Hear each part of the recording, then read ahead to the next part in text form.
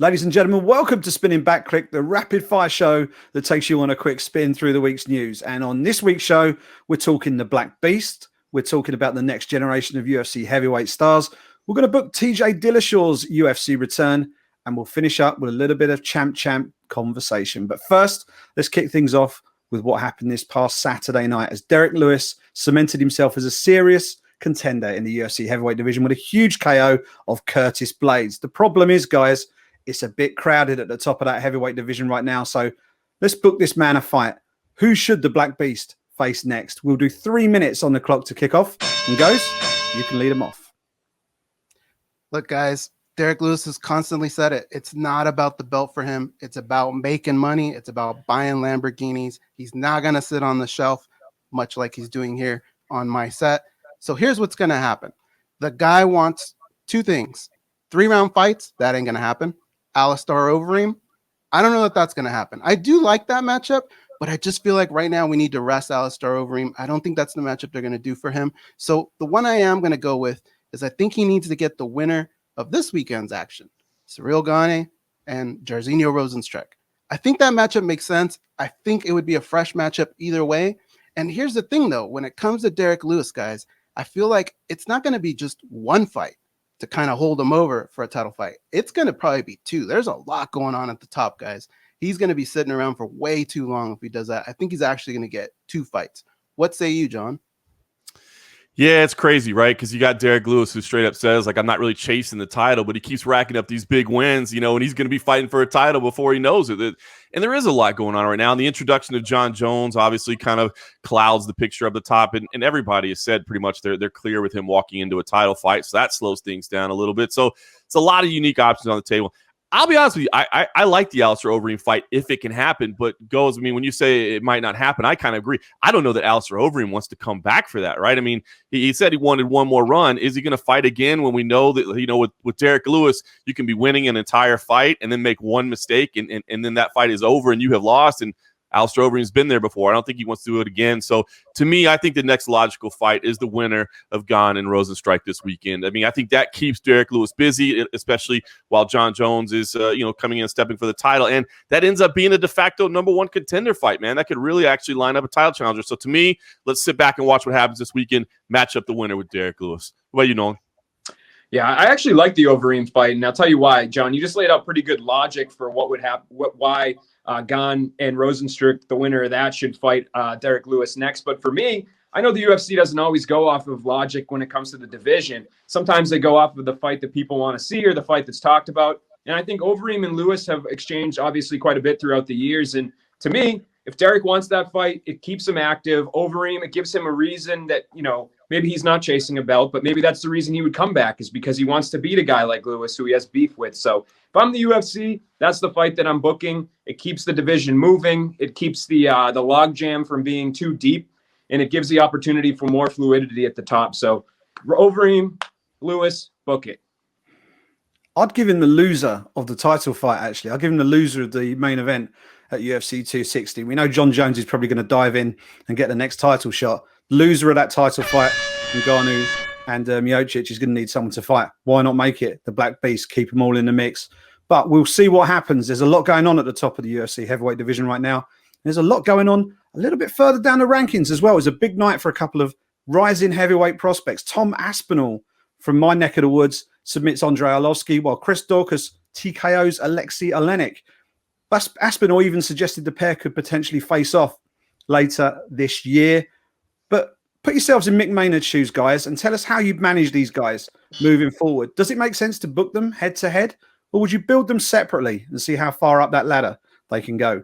We'll do 3 minutes on the clock for this one. And John, you can go first.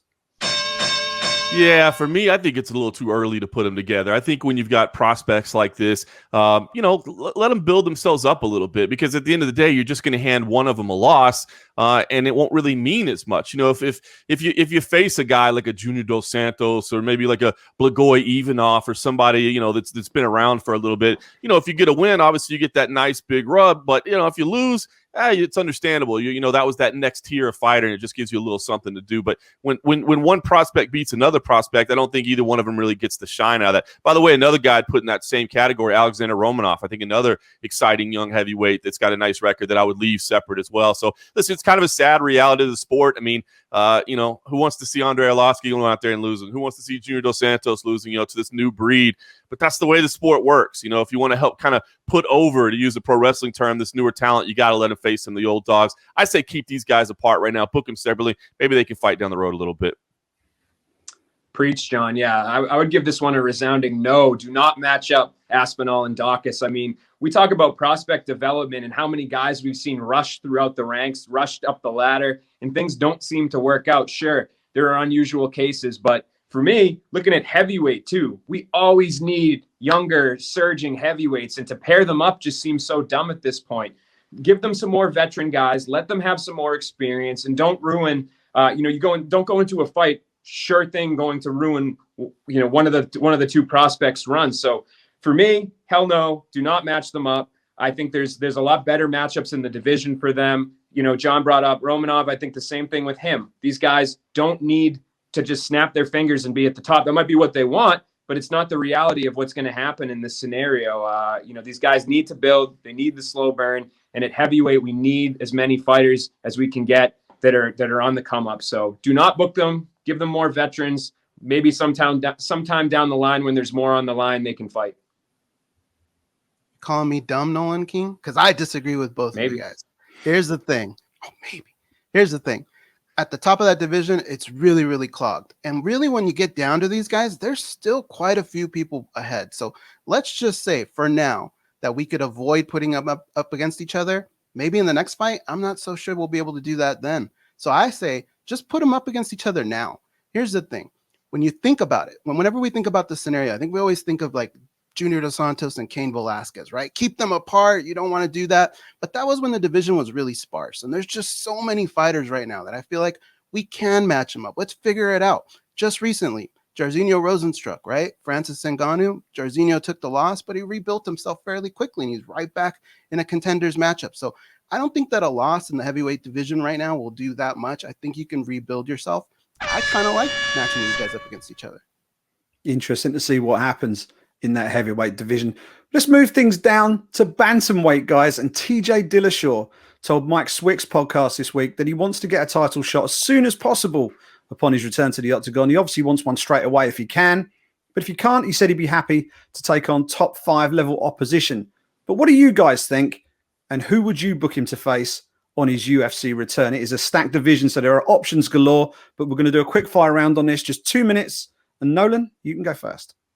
People might hate me for this answer, but I would like to see Dillashaw come back against Corey Sandhagen. I think that it makes a lot of sense from both of their perspectives, actually. I think a lot of people are maybe not considering that this fight could do a lot for Sandhagen, too. Sure, right now, at this point in time, he's the clear-cut #1 contender. But if you look at the men that are fighting in the title fight, one of them just beat him like a year ago. So who's to say when Aljamain Sterling becomes champ, he's going to say, yeah, I'd love to rematch Corey Sandhagen, the guy that I just beat in 50 seconds that I choked out, that will not really do much for my legacy. So for Sandhagen, I do think there's a benefit here to try to solidify himself in the #1 contender slot, no matter what happens to either, in that title fight, if Jan or Sterling walks away victorious. For Dillashaw, obviously, would insert him right at the top of the mix if he were to go out and beat Sandhagen, solidify him for the next title. So, man, that's the fight to book. Book it right now. Have the winners meet sometime down the line. Let's clear something up. I think the fact that he's even asking for an immediate title shot is insane. But because the UFC has done things like this in the past, I don't blame him. But look, is it really the best thing for TJ Dillashaw right now with a big layoff, trying to figure out how his body's going to work here going forward? I think he should get a fight before that, and I think it should be Rob Font. I think it's a fun fight on paper. East Coast versus West Coast, we could sell it. You feel me, John? Listen, man, I think you hit the nail on the head in terms of a title shot. You can't do a title shot right away. No disrespect to TJ Dillashaw asking for it. Hey, closed mouths don't get fed, right? You might as well ask for it. So, But you can't do that. You got to come back and let him have at least one. And what I'm thinking is, how about we put him up against a legend of the sport, Jose Aldo? He's had some setbacks lately, but I don't see a whole lot of fights out there for Aldo that make a ton of sense either. So, I think a battle of former champions would really be a great opportunity to kind of see where these guys stand. I look at a contender like a Marlon Moraes might make some sense as well. But to me, let's just put up the two former champs against each other, Jose Aldo, TJ Dillashaw. I think stylistically it's fun, and we see where those two guys stand. 3 words, guys. Dominic Cruz rematch. That's the one I want to see. And but options galore at bantamweight. Wherever he comes back, it is going to be a big fight, and it'll be interesting to see how far he can get up the ladder and how quickly he can do it on his second stint in the UFC. Guys, we got less than a couple of weeks now, pretty much, until UFC 259, where Israel Adesanya will bid to become a 2-belt champion when he challenges Jan Blachowicz for the UFC light heavyweight belt in just a couple of weeks' time. Champ status is a very rare thing in MMA, but who for your money is the greatest champ in MMA history? Just 2 minutes again, guys, so short and sweet. And Ghost, you get to go first. These are all pretty close. They're all great selections. I'm going with Henry Cejudo. I think there are a lot of champions in the UFC's history, and we've had a couple champs. So you have to kind of differentiate a little bit. And I think one thing that stands out are title defenses. And he was able to defend both titles. Along the road, defeating a GOAT at flyweight and Demetrius Johnson, a GOAT at bantamweight and Dominic Cruz. These are two guys that are going to go into the Hall of Fame because of how dominant they were in their respective division. So on top of that, he beat them in their primes. Hey, John, did I tell you he has a gold medal too? Triple C is going to be happy to hear that. Listen, I'm an old guy, so I'm going to go old school. Give me Dan Henderson. How about the Pride champ? We're talking about a different era when Pride was really the dominant organization over the UFC. And you look at the quality of people that he beat. Murilo Bustamante to become the welterweight champion, a legend there. Vanderlei Silva. And we're talking killer vintage era Vanderlei Silva. So what Dan Henderson was able to accomplish over in Pride, I think makes him one of the greatest of all time. That's before he even came to the UFC and started racking up victories there. So Dan Henderson is to me the greatest champ. Although I will say I got to give a little shout to Amanda Nunes as well. I mean, probably for my money, the greatest of all time in the women's division. I know featherweight's not that stacked, but still one of the greatest of all time, if not the greatest of all time. She deserves a nod too. Nolan, how about you? It's funny. I was going to go into this answer and I was going to say Daniel Cormier and everything that he's accomplished. And his legacy is obviously great. But I think when you talk about champions, John, you hit on something right there. Amanda Nunes has been as dominant as she is for her career. And much of it has come as champ. These other fighters, they fought with the belt, and then they won a second one for a little bit of time. So for me, I'm actually going to go with Amanda. I think that she's been a more dominant champion throughout her tenure as champ. So that's my pick, the woman's GOAT, greatest of all time. I want to shout out Kyoji Horiguchi. Champ in a slightly different way, 2 different organizations simultaneously. And he's back. He's back. He did the business for Rising. Will we see him look to get that Bellator belt back a little bit later on this year? Do not bet against it. That is pretty much all we've got on this week's episode of the show. UFC Fight Night coverage coming up from Las Vegas this week. So you know what to do. Keep it locked to MMA Junkie. John and Kenny will hold it down for us on the scene in Las Vegas. We'll keep it all held down on the website. And we'll be back for a bit more spinning Back Clique next week.